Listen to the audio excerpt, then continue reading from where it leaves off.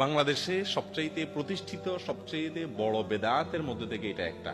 কোন মানুষ মারা যাওয়ার পর তার পরিবারদের কাছ থেকে গোটা এলাকাবাসী গরিব খাওয়ানোর নাম করে 4 দিনা 40 10 দিনার নামে খানা খাওয়া। এটা খুবই আপত্তিকর একটা কাজ। মানুষ মানুষকে খানা খাওয়ায় খুশি হলে, কেউ কাউকে খানা খাওয়ায় কখন? বিয়ে করছেন, অলিমা খাওয়ান।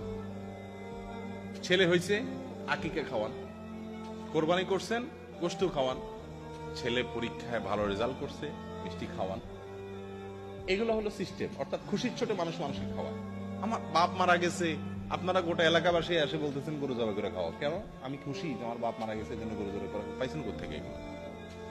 এগুলো ইসলামের নির্দেশ না। বরং আমার বাপ মারা গেছে, আপনারা সবাই আমাকে খাওয়াবেন, আমাদের পরিবারকে খাওয়াবেন। আমাদের রান্না বাড়া করার মানসিকতা নাই, মন খারাপ, এই জন্য সবাই মিলে তাদেরকে খাবার দিবে। এটা হলো সুন্নাত। রাসূল আকরাম সাল্লাল্লাহু আলাইহি ওয়াসাল্লাম নির্দেশ করেছেন, ইসনাউ লি আলি তালিব তুআমা।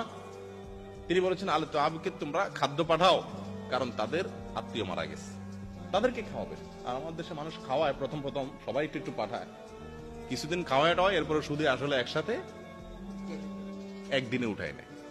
40 নাম দিয়ে বিশাল অনুষ্ঠান করে সবাই আবার খেয়ে সার দেন। এরপরে দেখেন রেজাল্ট কি আসে। শ্রাদ্ধ সম্পর্কে একটু ধারণা নেন। শ্রাদ্ধ হলো হিন্দু ধর্মের একটা খাবারের অনুষ্ঠান। কেউ মারা গেলে তার পক্ষ থেকে বা তার জন্য, তার স্বর্গে শান্তির জন্য হিন্দুদের ধর্ম মতে এলাকাবাসীকে খাওয়াইতে হয়। এটার নাম হলো শ্রাদ্ধ। সেই শ্রাদ্ধ থেকে এই মুসলমানদের মধ্যে জিয়াফত আসছে।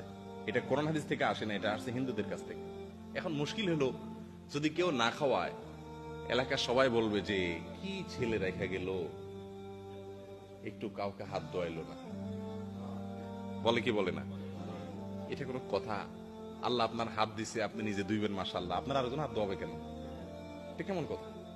এগুলো খুব খারাপ জিনিস। এটার বিরুদ্ধে দাঁড়ানো কঠিন একটা কাজ। আপনার বাবা মারা গেছেন, আপনার বাবার জন্য মসজিদে একটা টিউবওয়েল করে দেন, বাজারে একটা টিউবওয়েল করে দেন, স্কুলে একটা টিউবওয়েল করে দেন, একটা পথ রাস্তা ঠিক করে দেন, একজন গরিবকে একটা সেলাই মেশিন কিনে দেন, একজন একটা রিক্সা কিনে দেন, মসজিদে একটা কাজ করে দেন, একটা মাদ্রাসায় কিছু দেন। এগুলো সওয়াবের কাজ।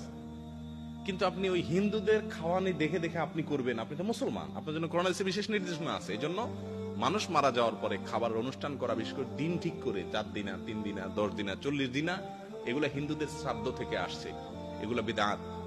কিন্তু এগুলো আমরা করে আসছি।